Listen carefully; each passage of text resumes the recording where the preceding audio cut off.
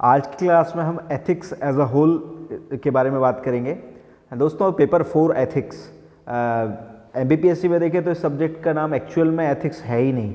इस सब्जेक्ट का नाम है philosophy, psychology and public administration. जैसा कि आप ये एमपीपीएससी का सिलेबस देख भी पा रहे हैं, जो पहली यूनिट है वो फिलॉसफी से संबंधित है। इसमें बहुत सारे फिलोसफर्स हैं, उनके क्या क्या दर्शन रहे हैं, उनके क्या क्या सोच विचार रहे हैं, उनको हमको पढ़ना होता है। जो सेकेंड यूनिट है ये मेनली साइकोलॉजी से संबंधित है। इसमें साइकोलॉजिकल जो विषय हैं, एप्टीट्यूड, एटीट्यूड, इमोशनल इंटेलिजेंस, उसके बारे में पूछा जाता है।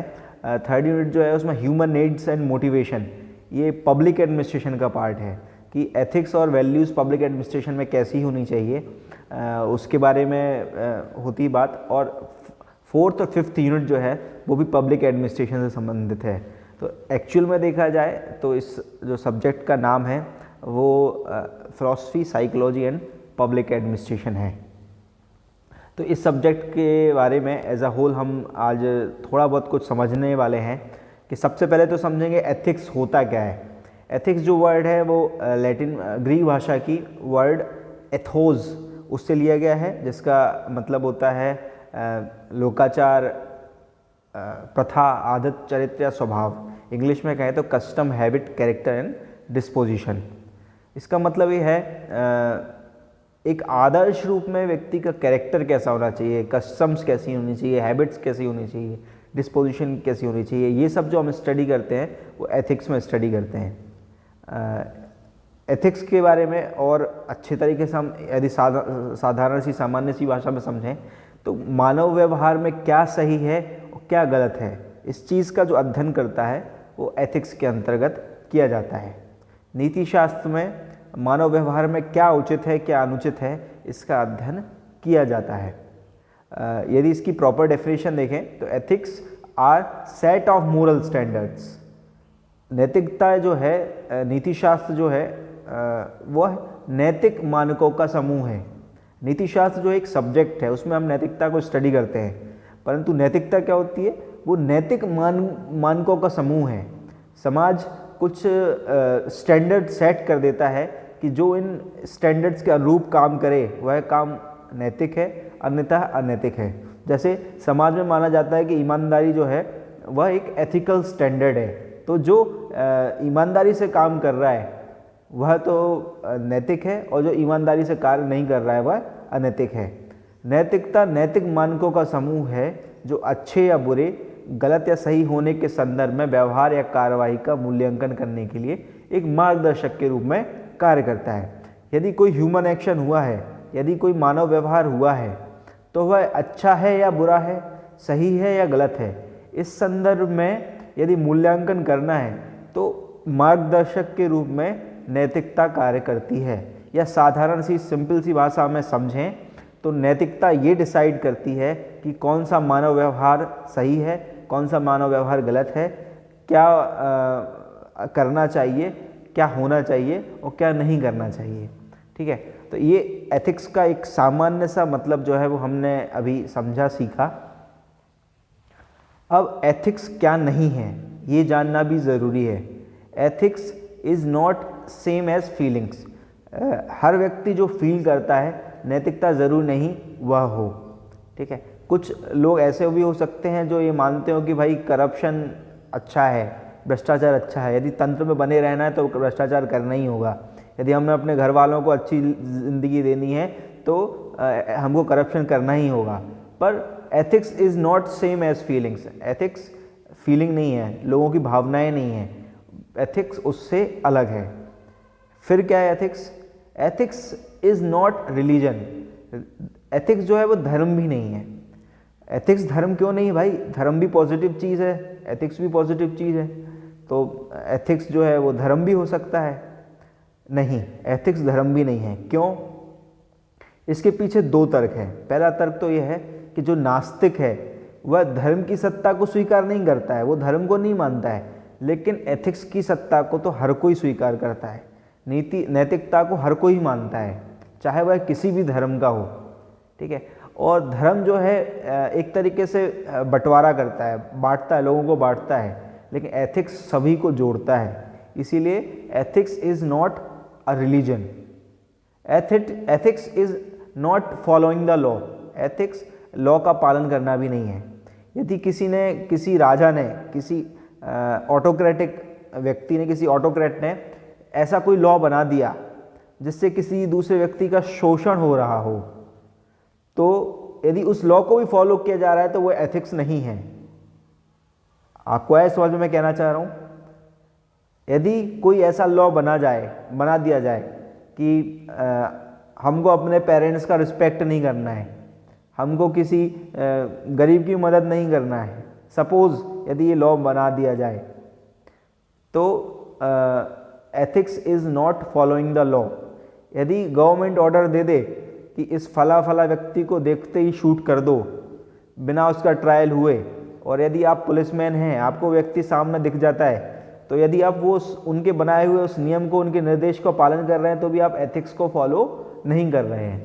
ठीक है, ethics is different from following the law.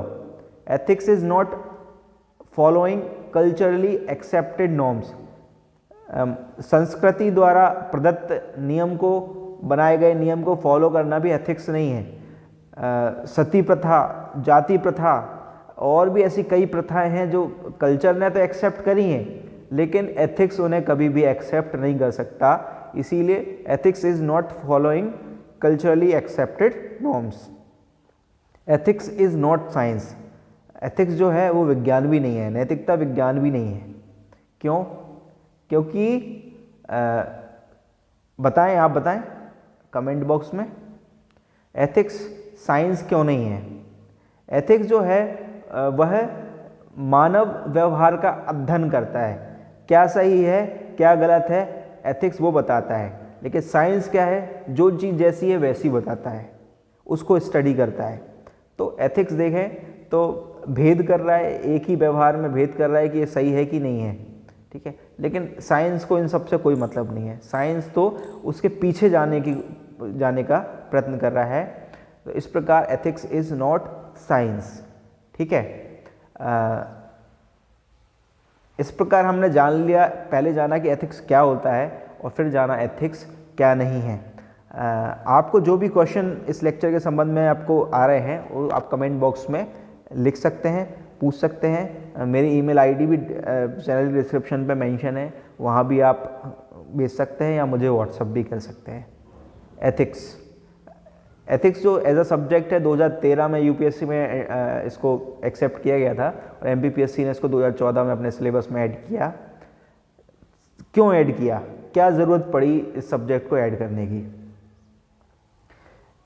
इस सब्जेक्ट की ज़रूरत ये पड़ी कि जो डिफरेंट कैंडिडेट्स हैं, जो एस्पिरेंट्स हैं, जो एमपीपीएससी या यूपीएससी एग्ज़ाम दे रहे हैं, उनका एटीट्यूड और उनकी अप्रोच चेक करने के लिए इस सब्जेक्ट को ऐड किया। चूँकि पब्लिक सर्विसेज में, पब्लिक एडमिनिस्ट्रेशन में कई बार आपकी एथिक्स की अप्रोच और आपका एटीट्यूड, चीज़ों को देखने का नज़रिया महत्वपूर्ण हो सकता है। तो इस पेपर के माध्यम से यूपीएससी या एमपीपीएससी लोगों के, कैंडिडेट्स के एटीट्यूड और अप्रोच रिलेटेड टू एथिक्स और उनकी problem solving approach to various issues and conflicted faced by him in dealing with the society. समाज से डील करने का उनका जो तरीका है उसको, उनकी प्रॉब्लम सॉल्विंग स्किल्स को चेक करने के लिए एथिक्स का यह सब्जेक्ट जोड़ा गया। अब ये सब्जेक्ट महत्वपूर्ण क्यों हो जाता है? दोस्तों, मैंने आपको पहले भी कहा है, अभी भी कह रहा हूँ कि जो शुरू के 3 पेपर होते हैं वो व्यक्ति का सिलेक्शन डिसाइड करते हैं। यदि आपने शुरू के 3 पेपर में अच्छा स्कोर कर लिया तो आपका सिलेक्शन हो जाएगा, लेकिन यदि आपको रैंक लेके आनी है तो बाद के 3 पेपर एथिक्स, हिंदी और निबंध, ये बहुत महत्वपूर्ण हो जाते हैं। क्यों? क्योंकि इन तीनों पेपर को जनरली लोग कम वेटेज देते हैं, थोड़ा इग्नोर करते हैं, क्योंकि वो सरल लिखते हैं, उनको लगता है ये तो हम कर ही लेंगे। लेकिन यदि उनमें थोड़ा सा मेहनत ज़्यादा कर लिया तो इसमें कम मेहनत में बहुत ज़्यादा आउटपुट आपको मिलेगा।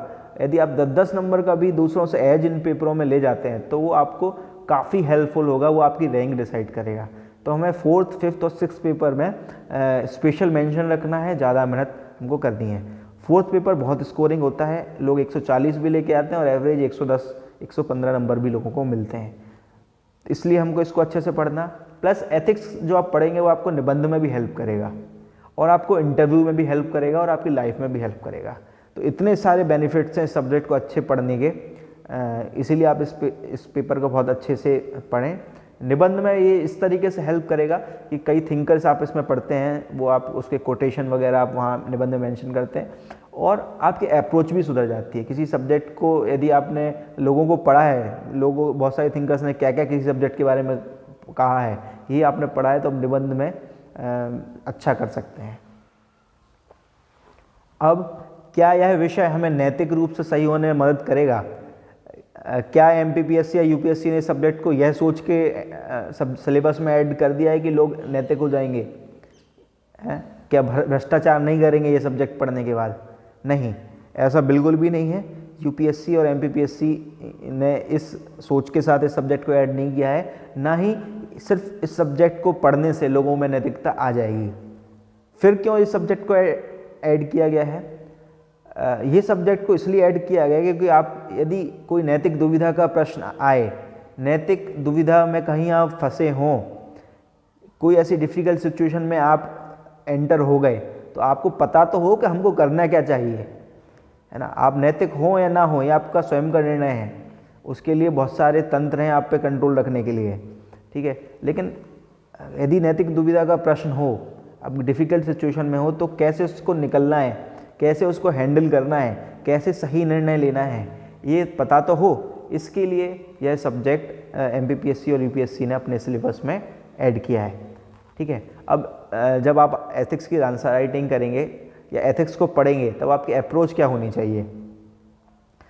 सबसे पहले तो हमको सभी पहलुओं की खोज करनी है। केस स्टडी भी इसमें पूछी जाती है, 65 नंबर की तो केस स्टडी ही होती है 200 नंबर में, तो उसमें भी ये इम्पोर्टेंट होता है। और आगे हर क्वेश्चन में आपको सभी पहलुओं को खोजना है। यदि आपसे कोई क्वेश्चन पूछा जाता है कि आप ऐसी सिचुएशन में हैं, किसी पर्टिकुलर सिचुएशन में, तो आप क्या निर्णय लेंगे, तो सबसे पहले उसमें क्या क्या ऑप्शन हमारे पास हैं उनको हमको मेंशन करना है कि हमारे पास A ऑप्शन A है, B ऑप्शन A है, C ऑप्शन A है। फिर उन तीनों अवेलेबल ऑप्शन में आपने कौन सा ऑप्शन चुना, उसका बेस क्या है।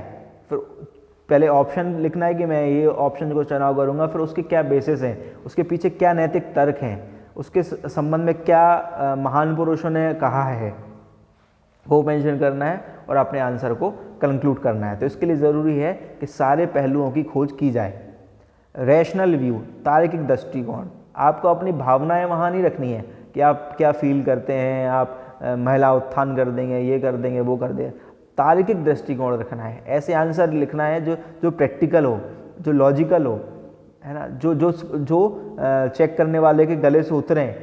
तो आपका जो व्यू है वो रैशनल होना चाहिए, तार्किक दृष्टिकोण होना चाहिए। फिर वैल्यू न्यूट्रलिटी, मूल्य तटस्थता, ठीक है। आपको किसी एक पक्ष में झुक के आपको निर्णय नहीं देना है, ठीक है। आप महिलाएं हैं तो आपको फेमिनिज्म को सिर्फ इसलिए प्रमोट नहीं करना है क्योंकि आप महिला हैं, ठीक है, या प्रो वुमेन भी नहीं हो जाना है ना, कि कहीं महिला और पुरुष से संबंधित आए तो बिल्कुल पुरुष को रगड़ दो क्योंकि आप महिला हैं। आपको अपनी जो वैल्यूज़ हैं उसको न्यूट्रल रखना है और एक बैलेंस्ड आंसर देना है। बैलेंस्ड आंसर, संतुलित उत्तर, सभी पहलुओं को उसमें लिखना है और आपके द्वारा क्या कोर्स ऑफ एक्शन लिया गया उसका बैलेंस्ड आंसर वहाँ पर वो प्रस्तुत करना है। और फिलॉसफी, आपके जो आंसर राइटिंग है उसमें फिलॉसफी ज़रूर झलकनी चाहिए। फिलॉसफी को 3 तरीके से वर्गीकरण किया गया है: एपिस्टेमोलॉजी, ज्ञान मीमांसा, मेटाफिजिक्स, तत्व मीमांसा और एथिक्स। अब ये क्या क्या होते हैं इसको हम आगे वाले लेक्चर्स में पढ़ेंगे। ये MPPSC का जो बेसिक सिलेबस है फिलॉसफी, साइकोलॉजी और पब्लिक एडमिनिस्ट्रेशन का है। आप चाहें तो पॉज करके एक बार सिलेबस देख सकते हैं। थैंक यू, धन्यवाद। आपको यदि ये लेक्चर पसंद आ रहे हैं तो डेफिनेटली आप लोग इसको लाइक करें, सब्सक्राइब करें, कमेंट करें। और यदि आप मुझसे कुछ और इसमें एक्सपेक्ट करना चाह रहे हैं या इसमें ऐड ऑन करवाना चाह रहे हैं तो कमेंट में ज़रूर लिख के बताएं। धन्यवाद, जय हिंद।